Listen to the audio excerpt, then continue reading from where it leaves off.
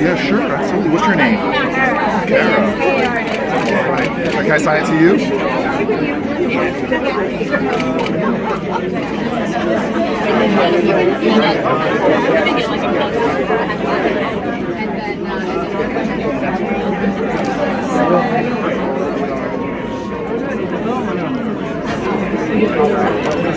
Thank you very much. Even better. That way.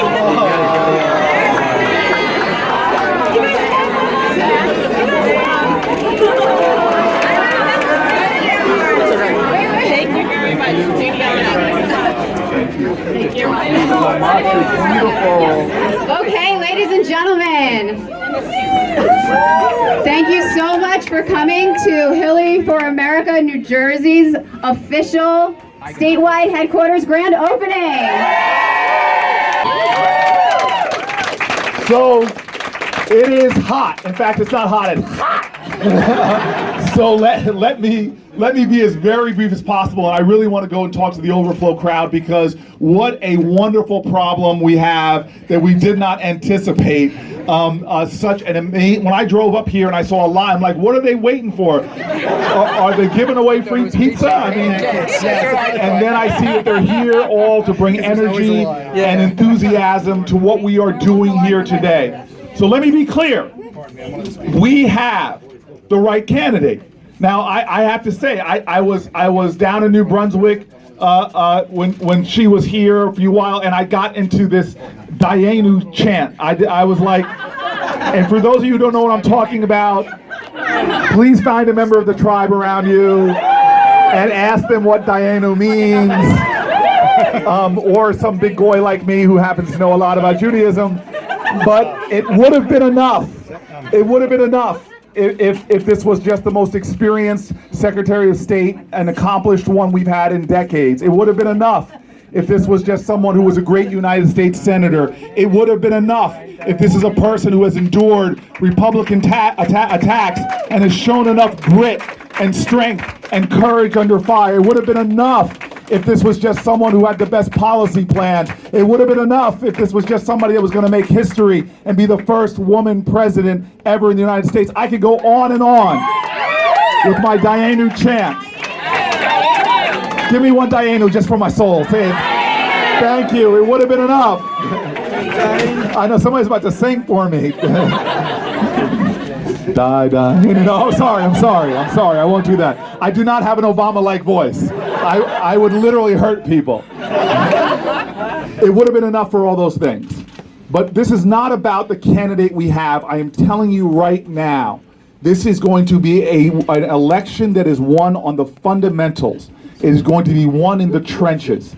It's going to be won by individual. In fact, we already know, political scientists say this, that the most persuasive things to get people to vote is not a campaign ad that we're spending millions of dollars doing. It's not a mailing. The most persuasive things is neighbors talking to neighbors, friends talking to friends. That is the most persuasive thing in a campaign. And so you have to please hold on to these 10 words. These 10 two-letter words, simple two-letter words, 10 of them. Hold on to them for the next 51 days and beyond. Because when it comes to change, King said it, change does not roll in on the wheels of inevitability. It must be carried in on the backs of foot soldiers for justice, for love, for peace, for hope. And so these 10 two-letter words, hold on to them. It's simply this: if it is to be, it is up to me. If it is to be, it is up to me. You've got it. The question you've got to ask yourself is not what's going on in the news, what you saw on CNN, what Rachel is telling you. I love Rachel, but But you gotta think to yourself, what am I doing today for the cause of this country? What am I doing today for the cause of our children, for immigrants, for those in prison? What am I doing today for as the Bible says, for the least of these? What am I doing today for my environment? And if you answer not enough, then hey, think to yourself, I'm gonna phone bank a little bit more, or I'm gonna find a way to get my friend to do some phone banking, or I'm gonna give $10 online. Something that you can do can make the difference, especially in states that are so narrow right now, like Pennsylvania. I'm amazed at how tight this race is when the issues are so obvious. And so my call to everyone here is, we are Jersey. When the chips were down and our backs were against the wall, it's in this state that we literally, in the Battle of Trenton, turned the course of human events and made real on this country's promise. This is New Jersey, one of the pivotal links in the most important infrastructure project ever. It was the Underground Railroad right through this state. It's this state that in so many chapters of our country that we stood up. So it's hot, so I'm gonna tell you one story and be done. What did I say? Not hot, it's hot. So let me just tell you this anecdote from my life that's sort of surreal. So I didn't know Secretary Clinton before this primary. I'd be candid with you. I knew, just like John Cory, our chairman, I made my decision just based on an intellectual analysis of who could make a big difference for my state. And frankly, I know there's 99 other senators. I don't know where they all go home to, but I go home to the central ward of Newark, to a census tract below the poverty line. And so I have urgency every day that I wake up. And I made a decision to support her based on policy, but I got to hang out with her a lot on the primary trail. And that's when you get to know somebody. I have this saying, and I want to say to all the young people here that might be single, this is like a test that I have. So I'm sorry to go off onto the personal now, but Dave Barry has this saying. He says, someone who is nice to you, but not nice to the waiter, is not a nice person. And I always remember that. And so I like to look at people and how they treat folk that when nobody's watching, how they treat folk that can do nothing for them. One of my first judges of other people, and I don't mean to stand in judgment of anybody, because Lord knows I've failed my own tests, but it's kindness, kindness, kindness, kindness. And so, you know, I'm on the trail with Secretary Clinton, and we get a lot of time, FaceTime. I'm hanging out with her. I'm hanging out with her before, you know, driving to events. I'm hanging out with her backstage as some very long-winded politician like me is speaking on and on and on.